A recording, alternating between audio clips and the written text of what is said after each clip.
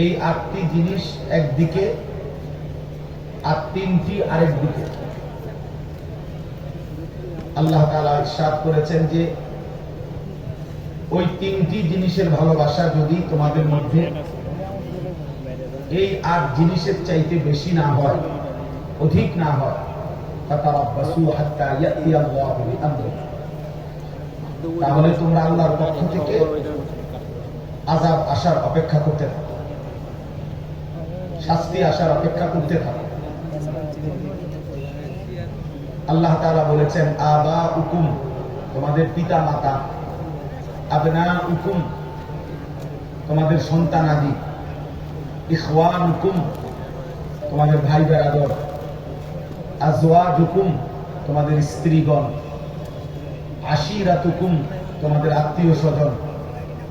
আমওয়ালুন ইখতারাফতুমুহা, তোমাদের জমানো সম্পদ, তিজারাতুন তাখশাউনা কাসাদাহা, তোমাদের ব্যবসা এবং উপার্জনের যেই মাধ্যম যা তোমরা শেষ হয়ে গেলে নিজে নিজে ভাবতেছো ক্ষতিগ্রস্ত হবে, এরকম খুব প্রিয়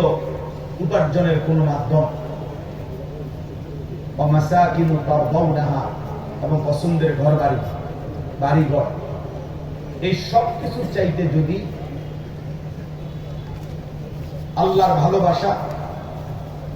আহাব্বা ইলাইকুম মিনাল্লাহি ওয়া রাসূলিহি ওয়া জিহাদিন ফি সাবিল,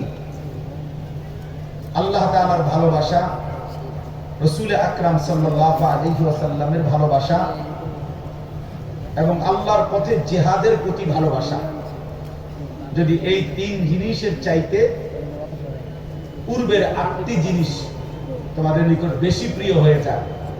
ফাতারাব্বাসু, তাহলে তোমরা আল্লাহর আযাব আসার জন্য অপেক্ষা করো। আমাদের পরম শ্রদ্ধেয়, অনেক অনেক বেশি প্রিয়, হৃদয়ের অন্তরের অন্তঃস্থল থেকে আমরা যাকে ভালোবাসি, আমাদের সেই শ্রদ্ধেয় হযরত মাওলানা মুফতি আরিফ বিন হাবিব দামাত বারাকাতুহুল আলিয়া, তিনি আপনাদের সামনে উপস্থিত হয়েছেন, কথা বলবেন। আমি শুধু এই কথাটাই বলতে চাই যে আল্লাহ তাআলার প্রতি ভালোবাসা, রাসূলুল্লাহ সাল্লাল্লাহু আলাইহি ওয়াসাল্লামের প্রতি ভালোবাসা, আল্লাহর পথে জিহাদের প্রতি, জান মালের কুরবানি এর প্রতি ভালোবাসা, আলহামদুলিল্লাহ, যদি ইনসাফের সাথে এই পৃথিবীতে সারা পৃথিবীর মানুষ, পৃথিবীর যেই কোনো বিবেকবান, বিচক্ষণ, বুদ্ধিমান যেই কোনো ব্যক্তি যদি খোঁজ নেয়, খবর নেয়, তালাশ করে, ইতিহাস চর্চা করে, তো আলহামদুলিল্লাহ গত 160 বছর যাবত 1866 সনে আমাদের যে মহান দ্বীনি প্রতিষ্ঠান দারুল উলুম দেওবন্দ প্রতিষ্ঠিত হয়েছিল, সেই থেকে নিয়ে আজকে 2026 আগামী বছর আসবে, 160 বছর পূর্তি হবে। এই 160 বছরের ইতিহাসে পৃথিবী হাজারবার, লক্ষবার দেখছে, এই আসমান সাক্ষী, এই জমিন সাক্ষী, এই পৃথিবী বারবার এটা সাক্ষী দেবে যে আল্লাহ তাআলার ভালোবাসা, রাসূলুল্লাহ সাল্লাল্লাহু আলাইহি ওয়াসাল্লামের ভালোবাসা, আল্লাহর জন্য জান মালের জিহাদ, এই ক্ষেত্রে উলামায়ে দেওবন্দ, আকাবেরে দেওবন্দ থেকে শুরু করে আজকের এই দিন পর্যন্ত উলামায়ে দেওবন্দ এবং কওমি মাদ্রাসার অবদান, ত্যাগ ইনশাআল্লাহ সকলের ঊর্ধ্বে, নিঃসন্দেহে এটা সকলের ঊর্ধ্বে। এজন্য আল্লাহ তাআলার প্রতি ভালোবাসা, সুন্নাতের প্রতি ভালোবাসা, রাসূলুল্লাহ সাল্লাল্লাহু আলাইহি ওয়াসাল্লামের ইজ্জত সম্মানের প্রতি ভালোবাসা উলামায়ে দেওবন্দ একবার না, হাজারবার প্রমাণ দিয়েছে। শুধু আমাদের এই বাংলাদেশে রাসূলুল্লাহ সাল্লাল্লাহু আলাইহি ওয়াসাল্লামের বিরুদ্ধে যখন ব্যাপকভাবে প্রপাগান্ডা চলছিল, 2013 সালে সেই ভয়ানক সময়ে 5ই মে এক রাত্রিতে শাপলা চত্বরে ওলামায়ে দেওবন্দের কওমি মাদ্রাসার উত্তরসূরিরা এই এক রাত্রে যে পরিমাণ কোরবানি দিয়েছে, রক্ত ঝরিয়েছে রাসূলুল্লাহ সাল্লাল্লাহু আলাইহি ওয়াসাল্লামের ইজ্জত আর সম্মান রক্ষার্থে, আগামী 100 বছরও, বিগত 100 বছরও বাংলাদেশের ইতিহাসে কেউ এর নমুনা দেখাইতে পারবে না। এই জন্য আমরা এই কথা স্পষ্ট আজকের এই জাতীয় সিরাত কমিটি থেকে আমরা এই কথা উদাত্ত কণ্ঠে বলতে চাই, রাসূলুল্লাহ সাল্লাল্লাহু আলাইহি ওয়াসাল্লামের ভালোবাসা, ইজ্জত, সম্মান, মর্যাদা রক্ষায় যুগ যুগ ধরে উলামায়ে দেওবন্দ তাদের কুরবানি, তাদের মেহনত অব্যাহত রেখেছে। এজন্য আজকে আমি এই শেষ কথাটা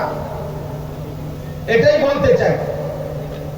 রাসূলুল্লাহ সাল্লাল্লাহু আলাইহি ওয়াসাল্লামের ভালোবাসা মহব্বতের ক্ষেত্রে উলামায়ে দেওবন্দ যেই নজরিয়া, যেই দৃষ্টিভঙ্গি কোরআন সুন্নাহর আলোকে পেশ করেছেন, করছেন, পৃথিবীতে এটা বারবার এটা প্রমাণিত হবে যে এটাই সত্য, সঠিক এবং ইনসাফপূর্ণ মতামত। অতএব আমরা এই কথা স্পষ্ট বলি